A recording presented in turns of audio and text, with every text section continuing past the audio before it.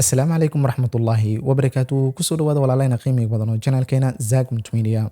Haddii aad marka kuugu horeysa YouTube channelkan aad soo booqatay, magacaygu waa Zakariya Axmed. Waxaan YouTube channelkan aan soo dhigaa arrimaha multimedia.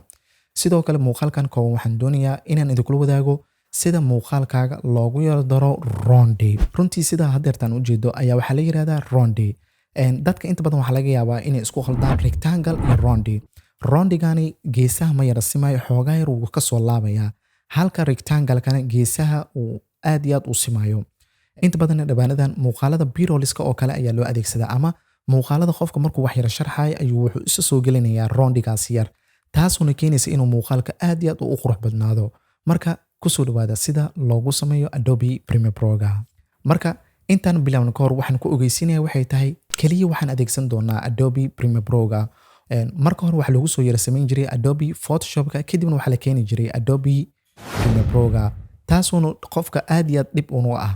Marka kaliya marka waxaan adeegsan doonaa waxay tahay software-ka Adobe Premiere Pro-ga. Marka kusoo dhawaada haddeerta markaan isla imaano dhanka iyo computer-ka, marka ugu horeyso waxaan soo furanaynaa software-keena Adobe Premiere Pro-ga. Markaan Adobe Premiere Pro-ga aan isla soo furano, ugu horeyn videogan waa videoga aad haddeertaan aad ka daawanaysaan YouTube channelkeena. Runtii sida u jeedo marka ugu horeyso waxaan u baahannahay sida tusaale aan ku soo aragnay sidee ayaa loogu sameeyaa Adobe Premiere Pro-ga. Rectangle-kaas waxa laga yaabaa inaad kaga baahan tahay, ama rondigaasi inaad kaga baahan tahay qayb ka mid ah videoga. Waxa laga yaabaa dhammaan inaadan kaga baahnayn videoga qaybihiisa oo idil. Ugu horeyn marka farsamo kooban ayaan adeegsan doonaa.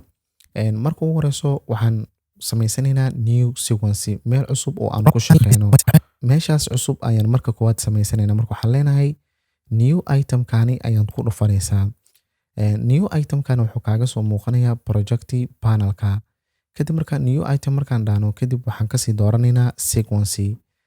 Marka meel gooni ah ayaan rabnaa inaan iskula tusino. Marka aniga videogeyga waa 25 frame per second. Kadibna magacan iskaga baxsanay waxa waaye tusaale waxaan leenahay Rondi. Kadib marka waxaan leenahay okay. Marka haddeertaan waxaan nagala bixinayaa sequence-gani, sequence-ga cusub ayaa nala soo gudbinayaa. Marka haddeertaan meeshan wax video ah nooguma jiro, sequence-gan kale ayaan waxaan kasoo koobiyeysanayaa videogani. Marka videogan ayaa waxaan leenahay Control C. Kadibna waxaan imaanayaa sequence-ga cusub ayaan imaanayaa. Kadib marka waxaan leenahay Control V. Laakiin haddii aad marka ugu horeyso aad Adobe Premiere Pro aad soo furato, file-kaaga aad doorato meesha lagu dhigi lahaa, steps-kan oo dhan qaybta hore kama mari doontid, kaliya waxaad mari doontaa new sequence. Videogana markaas waad ku soo yarduldeynaysaa timeline-kaaga. Haddeerta marka sidaad u jeedo videogeena wuxuu yaalaa sidaad u jeedo haddeertaan wuxuu yaalaa V1-ka ayuu yaalaa. Marka sidaas darteed marka videogani waxaan geenaynaa layer 2-ga ayaan geenaynaa oo korar ayaan u jiidaynaa. Sidaas darteed marka haddeertaan videogii waxaan noola keenay layer 2-ga. Haddii adigu haysato video aad rabto inaad saarto, kaliya videoga aad rabto inaad saarto ayaad qaybtan hoose ayaad ka dhigaysaa. Laakiin aniga haddeertaan video ma haysano, kalar cadaan ayaan gadaal u adeegsan doonaa. Marka waxaan leenahay new item-kan ayaan furayaa. Kadibna waxaan kasii dooranayaa color made. Waxaan samaysanayaa background cadaan ah. Marka waxaan leenahay okay. Kadibna waxaan iska dooranayaa kalarkani cadaanka ayaan dooranayaa. Kadibna okay. Marka sidaan wada ognahay marka rectangle-ka markii la adeegsanayo kalarka cadaanka gadaal inaad ka dhigto aad iyo aad ay u qurux badan tahay. Haddii markaas aad video reaction ka samaynayso, videoga aad reaction ka samaynayso ayaad waxaa soo gelinaysaa V1-kan ayaad soo gelinaysaa. Codkiisina wuxuu gali doonaa A2-gan ayuu gali doonaa, waayo midkani V2-ga codkiisa ayaa markaas wuxuu yeelanayaa A1-ka. Hadda color made-kan aan samaysanay ayaan soo jiidaynaa. Kadib waxaan keenaynaa videogeena qaybtiisa hoose. Marka videoga inta aan rabno ayaan markaasi ayaan ku gaarsiinaynaa. Marka haddeertaan waxaa laga yaabaa mararka qaarkood gaabka in aan lagu sheegin, inay calaamadan aysan ku celinin, oo aan lagu dhihin meeshan waa meeshii ugu dambeysay. Marka waxaa keenayo in calaamadan meeshan uu xoogaar uu kuu sheego waa meesha ugu dambeyso inay tahay calaamadan snap-ka ayaa ka dansan. Marka calaamadan snap-ka iska daar. Kadib haddeertaan markaan u jeedo markaan dhaafi rabno waxaan leeyahay meeshan ayay ku eg tahay waqtiga videogani.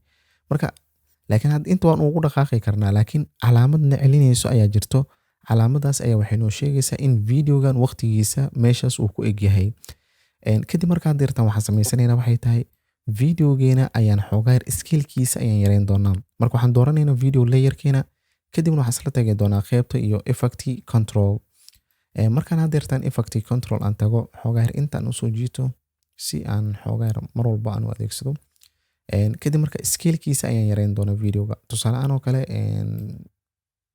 halaan oo kale aan kaaga baahanahay 75 ayaan kaaga baahanahay laakiin sidee ayaan roundigii aan rabnay sidee ayaan usoo gelin karnaa laba siyaabood markaas waa la sameeyaa labada siyaabood hal siyaabood oo aad iyo aad oon tusaaleyn ugu muhiimsanaan ahaa ayaan rabaa muuqaalkan kaliya inaan idinkugu soo yarkoobo kaliya marka haddii aan rabno inaan roundigii aan gelino sidee ayaan ku gelin karnaa marka ugu horeyso kaliya marka waxaan tagaynaa qaybtaas iyo file kadib waxaan kasii dooranaynaa new markaan new tagno kadib waxaan kasii dooranaynaa kadibna waxaan kasii xolinaynaa legacy title markaan legacy title aan ka xolano shape-kii magaciisa ayaan ku qoranaynaa waxaan leenahay roundi kadibna waxaan leenahay okay hadeertaa markaan new boxkani ayuu noo soo gudbinayaa kaliya marka boxkani cusub oo noo soo yaro furay waxaan kaaga baahannahay roundigana ayaan kaaga baahannahay oo wax kale kaagama baahanay kaliya marka shape-kan ayaan soo qabsanaynaa oo roundiga ah roundigana ayaan klik ku siinaynaa markaan klik aan ku siino xoogaar waxaan kusoo daraaggareynaynaa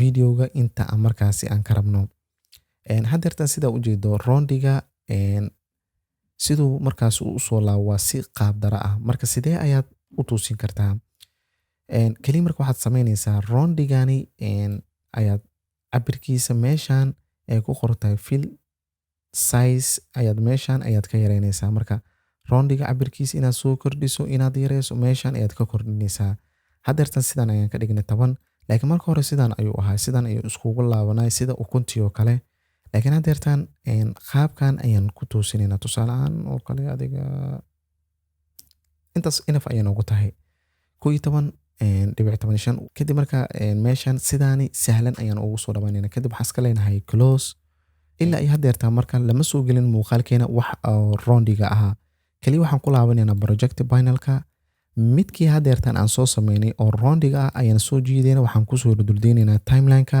waxaan soo dul saaraynaa videogeena qaybtiisa sare kadib marka waxaan keenaynaa waxaan ku dhamaystiraynaa videogeena ilaa iyo meeshu markaasi uu socon doono hadeertan sidaa ujeedo videogeena marka meeshan waa nala soo gelin doonaa marka cabirka adig markaas qiyaas ahaantaada oo aad u baahan tahay ayaad sidaan oo kale ayaad u samaynaysaa hadeertan marka waxaan tagi doonaa qaybta iyo effect sababtay tahay meeshan sidaad ujeedo kaliya shaashada wejiga qofka kaliya ayuu naga qariyay laakiin ilaa hadeertan shape-kan kuma dhex jiro kaliya marka waxaan ku qoranaynaa effect lagu magacaabo trackmate effectigan ayaan soo jiidaynaa waxaan kusoo yarduleynaynaa videogeena ma ahan roundiga hadeertan aad samaysay waxaad kusoo yarduldeynaysaa videoga markaan videoga aan kusoo yarduldeyno kaliya marka waxaan tagaynaa qaybta iyo effect control kadibna waxaan effect control ka raadinaynaa videoga effectigi markaasi aan soo gelinay meeshaan ay ku qoran tahay mate ayaad furaysaa markaad furto waxaad isweydiinaysaa marka ugu horeyso roundigani intee ayuu saaran yahay roundigan wuxuu saaran yahay layerka saddexaad ayuu saaran yahay marka midkan video 3 ayaad ka dooranaysaa markaad video 3 aad ka doorato markaad video 3gan aad ka doorato isla markii marka sidaad ugu jeedo meeshan waxaa lagu soo yargelinayaa muuqaalka markaasi aad rabtay runtii marka waxaas leedahay muuqaalkayga cabirkiisa intaan ka rabay sizekiisa wuu ku dheelay marka sidee ayaan u sixi karaa marka marnaba marka hadda isku dayin inaad videogaaga aad scalekiisa aad ziyaado sababtay tahay haddaad ziyaado sidan kaliya ayuu kuugu soo yar weynaanayaa marka maxaa xal ah oo aad samayn kartaa kaliya roundigan ayaad qabanaysaa roundigan ayaad dooranaysaa markaad doorato positionkiisa ayaad sidan u saxanaysaa positionkiisa ayaad sidan u saxanaysaa cabri sidaas oo kale kaga baahannahay xoogaa scalekiisa sidan ayaad usoo weyneyn kartaa adiga intan ayay ku aadinaysaa tusaale halahan waa igu inif ayoo kale marka hadeertaa marka waxaad geen kartaa videogaaga meesha aad markaasi aad rabto tusaale ahaan oo kale inta ayaad u baahan tahay inaad muuqaalkaaga aad geyso roundigi marka waa kana roundiga sidan ayuu ugu jiraa tusaale ahaan hadeertaa markaan play dhahno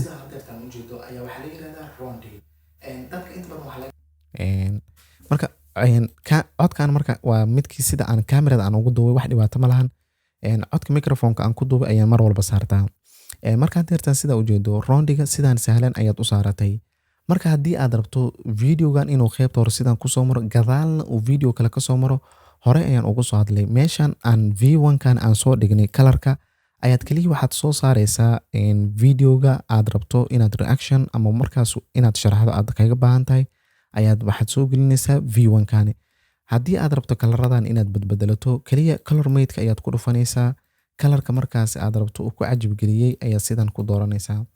Kadib waa kana sida ujeeda hadeerta meeshan kalarkan ayaan saaranay. Marka intaanba waxaan kuugu tusinay waxay tahay inaan kuu caddeeyo in videogan hadeertan qofkan yara hadlayo in gadaashiisa la saari karo muuqaal markaasi la doonayo. Marka waxaan filayaa muuqaalkan kooban inaad aad iyo aad ugu faa'iideen. Marka insha Allah intaan ayaan kusoo gabagabeyn doonaa. Haddii aad su'aal aad ka qabto muuqaalkan fadlan qaybta ugu hooseyso noogula wadaagay videoga. waana ku mahadsantahay daabashada muuqaalkan. Haddii aad videogan ka faa'iiday fadlan like garee lana wadaag asxaabtaada muuqaalkan si ayagana uga faa'iidaystaan.